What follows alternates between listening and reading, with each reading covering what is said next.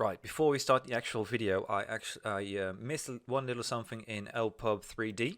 Sometimes, when you have hinge parts or combined parts like this, these two, LPub actually puts them as two separate parts in your parts list or PLI.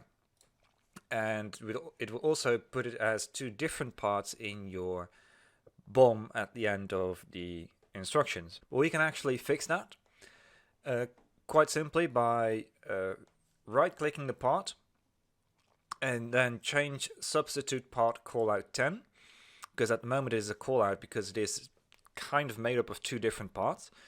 So we're going to substitute the part. So we're going to go here to primary arguments, then say substitute. You say lookup, you click it, then it's 2429 apparently is the part. Is that correct? That is correct. Then right now it's parts in use selected, but what we want to do is select all parts, and then we're going to also be able to see the combined version that we want to use. So we're going to click that, click OK again, and then one of the two is going to be changing. There we go. And then we're going to do the exact same for the other one. So we're going to substitute all parts, then going to click that part, say OK, and now it's not going to combine them yet because there are actually different colors. And you might say like, wait, but these are both black, right? Yes and no, because this one is an inherited color and this one is actually colored black. I made that mistake when excuse me. I made that mistake when I was actually making a 3D model in LDCAD. So we're going to be able to change it now right here as well. So what we're going to do is we're going to go over to the code over here to the right. And then here you see PLI begin sub, which means substitute. And then 2429C01.dat, that's the part. That's this guy. And then 16 is the color of the substitute. Now here we also have PLI begin sub 2429C01.dat. Yeah, so that's the other one. And then the color is 0. Now I know that 0 is black and 16 is something else. So I expect that 16 in this case is the inherited color that I don't want to use. Yeah, so that's why in LDCAD I mentioned like pay attention to what color you use. So what we're gonna do now is we're gonna remove the 16, type 0, and then update, and now we're actually gonna see a single part. Hello fellow LEGO fans, and welcome back to my tutorial on how to make LEGO building instructions. In this episode I'm going to be focusing on all the after editing I'm doing in Adobe Acrobat. This is after, of course, I've exported the instructions to a PDF format from LPub 3D. So I've already got my file open, as you can see, and this is the first thing you'll see when you open up Adobe Acrobat. And initially you'd think like, yeah, hey, this looks nice and all, but I can't edit. Like I can just click, drag, do anything, but nothing happens, right? So the first thing I usually do is actually open up this side bar right here when we go into the page thumbnails. You're going to click that, and then we're going to see every single page, and we're going to be able to scroll through and just click to wherever we want to go. So that's going to make navigation a lot easier.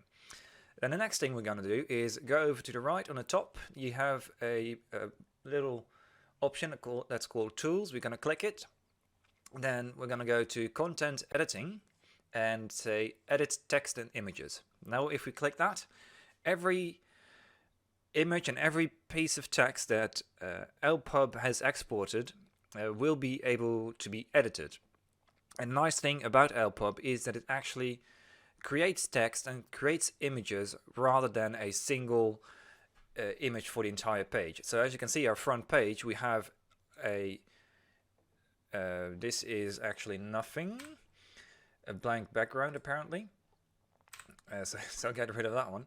But oh no, that was my my image, my model. So as you can see, I can just drag the model around to wherever I please, and the rest of the page will still stay intact. And with the text as well, I can, no, that was not what I was supposed to do. I can click it and I can change all the text. It is a bit slow. I did a typo. So I can change all the text that is actually in the document. So let's undo that. And let's actually start on finalizing the instructions. So what I usually do is mostly editing this parts list, or the PLI. So usually I'd go in and remove all the callouts that I deem to be unnecessary. So what we're going to do is hold Control on the keyboard and then click all the callouts that I deem to be unnecessary. So 1x4, I mean, you can count that. 1x10 I will actually keep in place, and 1x8 tile. Yeah, tile. I'll keep that in place as well, because sometimes when you have a 1x8 and a 1x6, even though this model doesn't have 1x6s, but if you have a 1x8 and a 1x6, they can actually look quite similar. So usually on the tiles I keep them in place, but on the plates I remove them. Now on the Technic beam as well, I can just remove them. So I still hold Control and I click, and then we have another plate, and we have this little T-piece which we can remove as well. So we now have them all selected, and all we have to do is press delete, and that text will be gone. Now additionally, I will always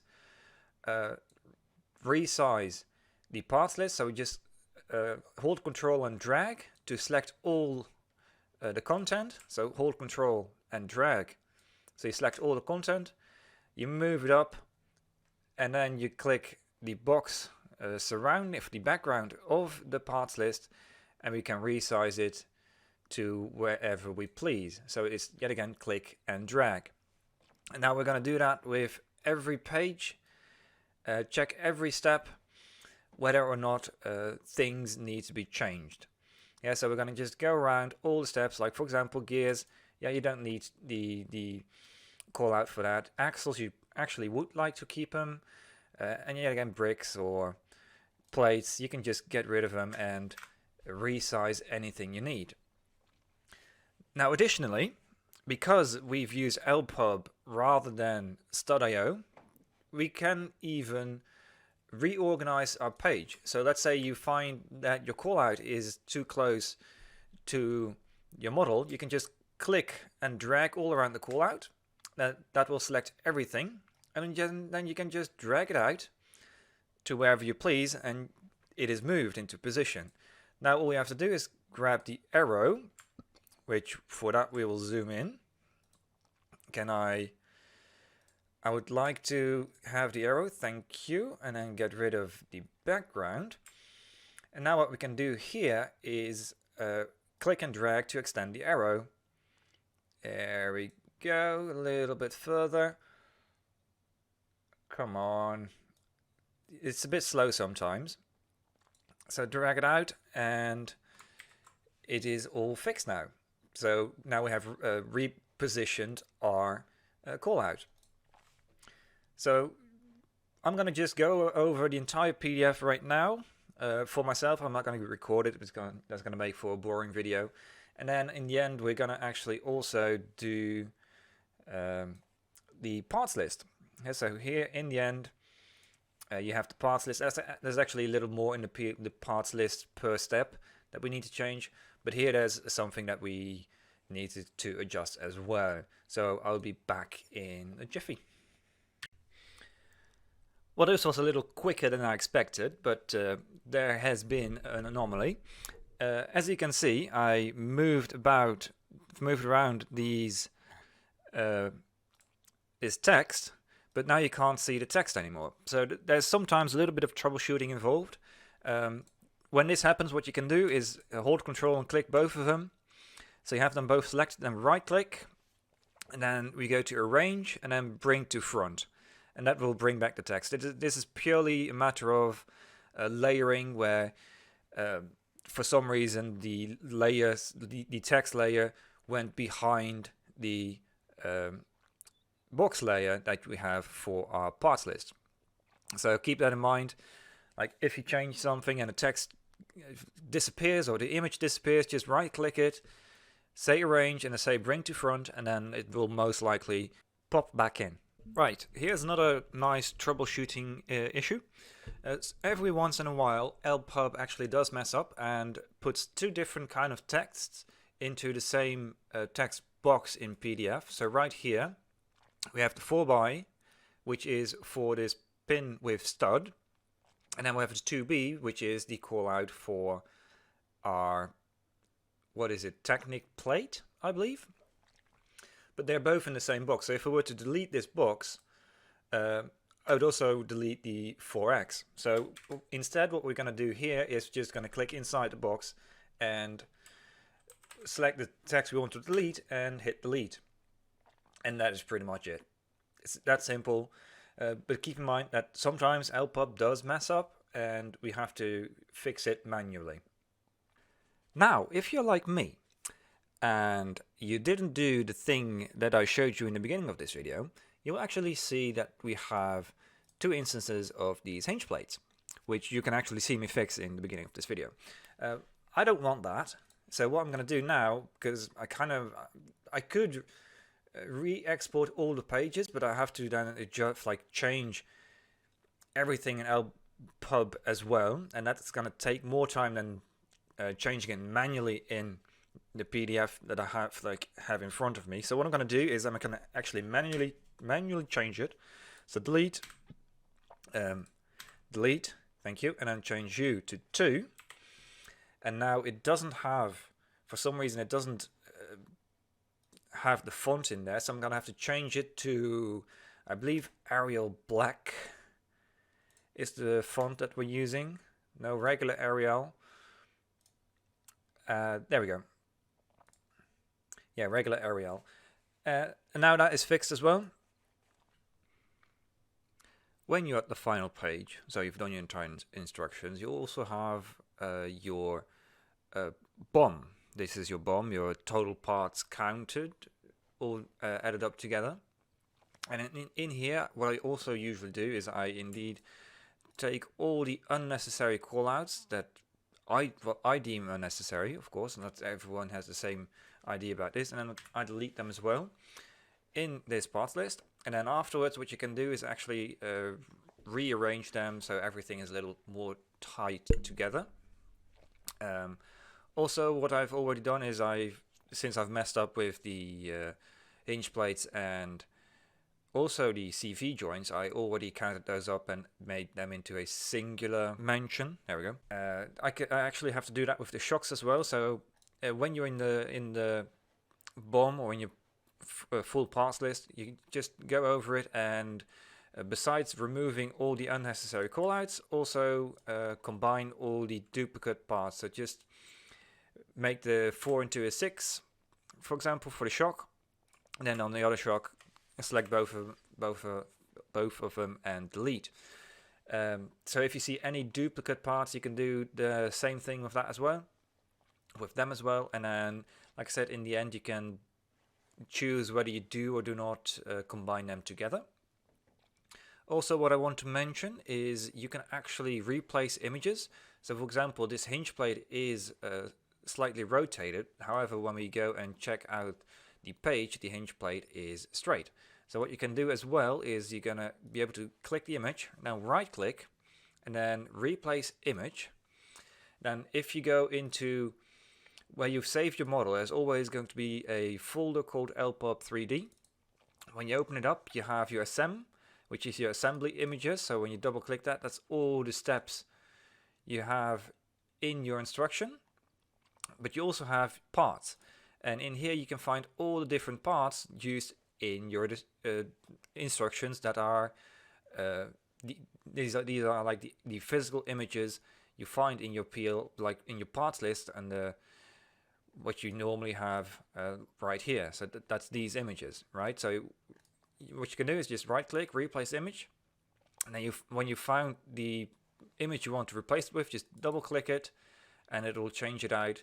You might have to resize it like I have to do in this instance, not too big because I want to match it, have it match all the rest. and then reposition it so it lines up with the numbers again, and there you go. Now we're gonna save it again, and before we actually, hold on, where is this going to open? Okay, so here's the folder in which I've been working, where my document is saved. Now the file I've been working on was 8880C model 2, which is this one, which is now 116 megabytes. While originally it was a 38 megabyte file. So what Adobe does, or Acrobat does, is every time you change something, it adds information to your file. So what we want to do is want to make the file smaller, right? So in Adobe Acrobat, when you're completely done, so when you've also rearranged the parts list, or your BOM, and removed all the unnecessary callouts, what you can do is go to File, and then Save As, and then let's say we save it as number 3, hit Save, and now if I'm correct, it's going to create a smaller file. There we go, C model, which is now 25 megabytes, which has all the unnecessary data removed. So before you put something online, just save it, so you get a quarter of the file size in this instance. Sometimes it's more, sometimes it's less. What you gain, of course, but the file will always be smaller if you edited something in Adobe. So for example, if I were to edit something in here, is this the same one? It's the same one. If we were to edit something here, like what was the exact size? 25.084. Yeah, let's say we move these around a little bit, right? Then we hit save. Now what we're going to see is 25.095, which is bigger, which is 10 kilobyte bigger. But if you do that over and over and over again, it's going to, of course, increasingly expand the file size. So save it again, like as a new file. I have to actually undo. Come on, undo. Can I not undo? I guess not. In the end, when you're done, resave the file as a new name, as a new file, before you upload it on some, for example, Rebreakable, because there's of course a file size limit. Yeah, you want to stay under it.